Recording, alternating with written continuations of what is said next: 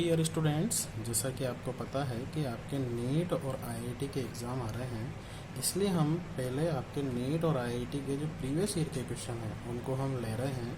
तो आज अब हमने जो क्वेश्चन लिया है एटॉमिक स्ट्रक्चर, जो आपकी 11th क्लास का चैप्टर है, उससे हमने क्वेश्चन लिया है नीट 2015 का। तो हमने ये क्वेश्चन हिंदी में भी लिया है और ये क्वेश्चन हमने इंग्लिश में भी लिया है, ताकि हिंदी मीडियम वाले स्टूडेंट्स को भी तकलीफ ना आए।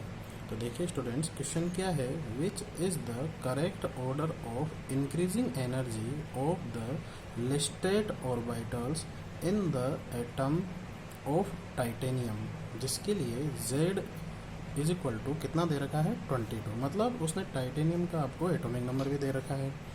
अगर इसी क्वेश्चन को हिंदी में पढ़ेंगे तो वो क्या हो जाएगा, टाइटेनियम परमाणु जिसका परमाणु क्रमांक 22 है में निम्न कक्षकों के लिए ऊर्जा का बढ़ता क्रम है।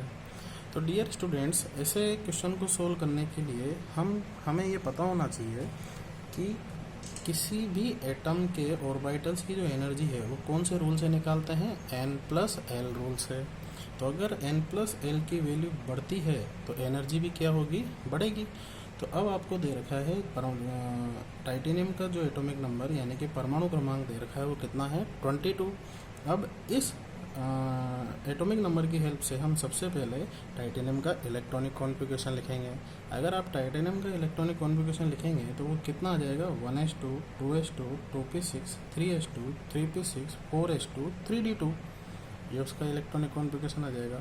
अब हम जानते हैं कि किसी भी एटम में जो इलेक्ट्रॉन फिल किए जाते हैं वो एनर्जी के इंक्रीजिंग ऑर्डर में फिल किए जाते हैं। सबसे पहले इलेक्ट्रॉन उस ऑर्बिटल में फिल किया जाता है जिसकी एनर्जी कम हो, तो इसका मतलब, और सबसे फिर इलेक्ट्रॉन उस ऑर्बिटल में फिल किया जाता है जिसकी एनर्जी ज़्यादा हो, तो इसका मतलब 3d की एनर्जी सबसे ज़्यादा होगी।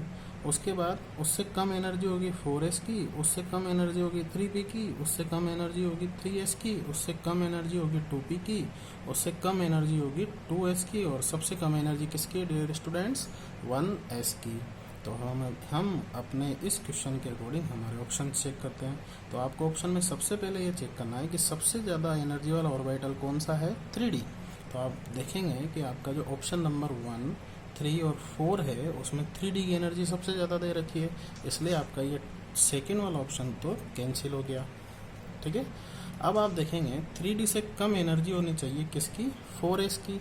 तो अगर आप ऑप्शन नंबर 1 में देखते हैं तो 3d से कम एनर्जी किसकी आ रही है, 3p की, तो ये भी कैंसिल।